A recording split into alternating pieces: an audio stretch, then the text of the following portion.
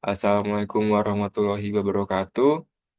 Di sini kelompok kami ingin menjelaskan tentang DDL, DML, dan DQL. Yang pertama-tama itu anggota kelompok kami ada Adam Herlambang, yaitu saya sendiri.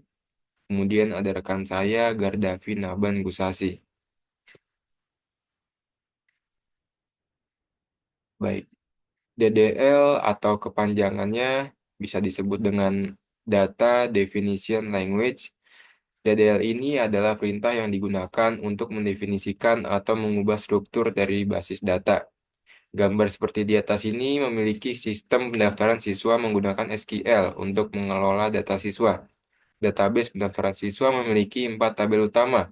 Tabel siswa untuk menyimpan informasi dasar siswa seperti nama, nomor KTP, dan tanggal lahir. Tabel hasil tes untuk mencatat hasil tes siswa dengan mengacu pada ID siswa. Tabel pembayaran untuk menyimpan informasi pembayaran, dan tabel pendaftaran untuk mencatat tanggal pendaftaran siswa. Perintah alter table seperti yang di atas ini nih, itu digunakan seperti menambah atau menghapus kolom.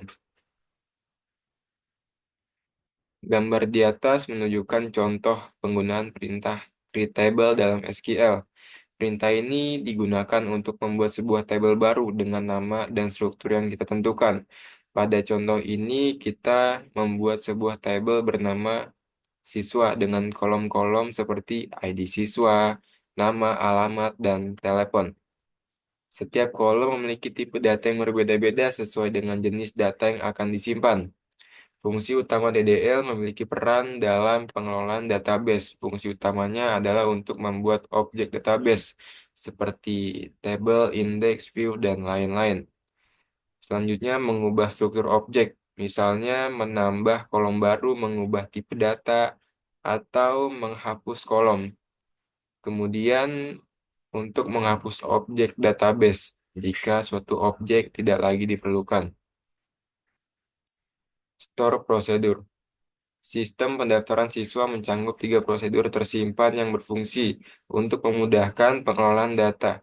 Prosedur daftar siswa digunakan untuk mendaftarkan siswa baru dengan memasukkan nama, nomor KTP, tanggal lahir, nomor pendaftaran, alamat, dan telepon siswa ke dalam ke dalam tabel siswa, serta mencatat tanggal pendaftaran ke dalam tabel pendaftaran.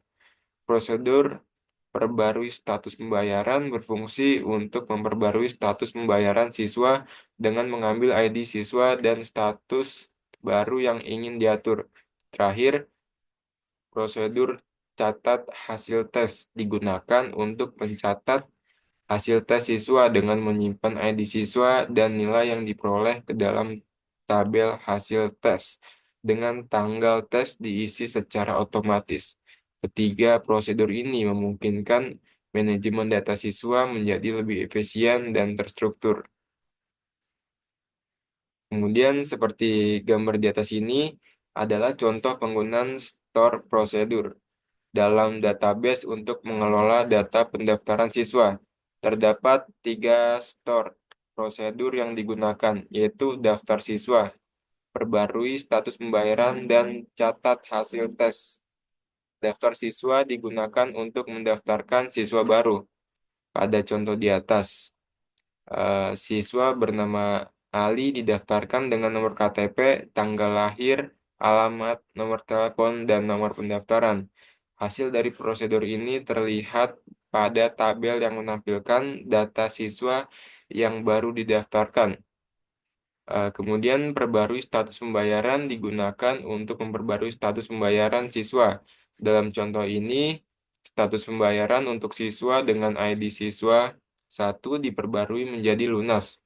Proses ini juga ditampilkan pada tabel di mana status pembayaran siswa sudah berubah menjadi lunas dengan sistem stamp yang diperbarui. Selanjutnya, catat hasil tes. Itu biasanya digunakan untuk mencatat hasil ujian siswa. Pada contoh ini, hasil tes siswa dengan ID siswa 1 dimasukkan dengan nilai 85 dan tanggal tes 16 Oktober 2024. Tabel yang ditampilkan menunjukkan bahwa Hasil ujian tersebut telah dicatat ke dalam database dengan menggunakan stored procedure. Proses pengelolaan data menjadi lebih terstruktur dan mudah dalam manajemen data secara efisien. Selanjutnya ada DML, Data Manipulation Language. Penggunaan data manipulation language ada dalam pengolahan data pada database dengan fokus pada beberapa operasi seperti insert, select, update, dan delete. Insert itu digunakan untuk menambahkan data baru ke tabel. Pada contoh di atas, data siswa bernama Budi Santoso dimasukkan dengan informasi lengkap seperti KTP, tanggal lahir, nomor pendaftaran, alamat, dan nomor telepon. Hasil dari perintah ini tampilan pada tabel pertama yang menunjukkan data siswa yang telah ditambahkan. Select digunakan untuk mengambil data dari tabel, perintah select from pendaftaran siswa-siswa.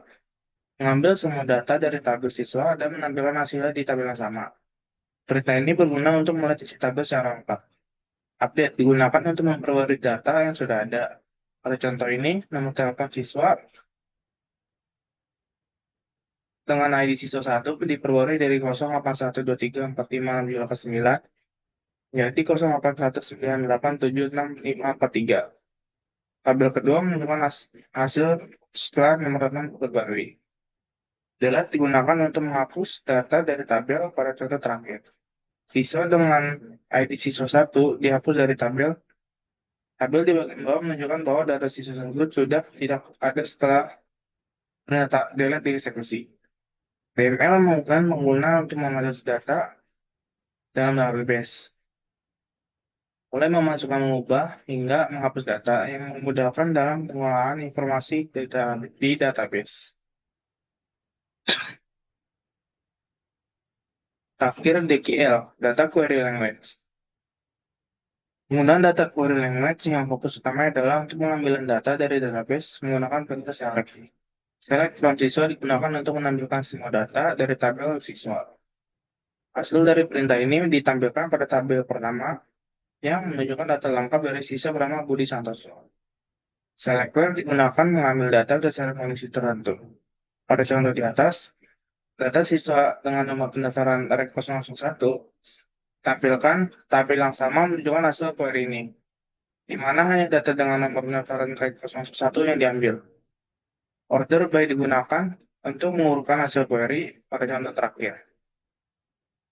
Perintah select from siswa order by nama digunakan untuk mengurutkan data siswa berdasarkan kolom nama.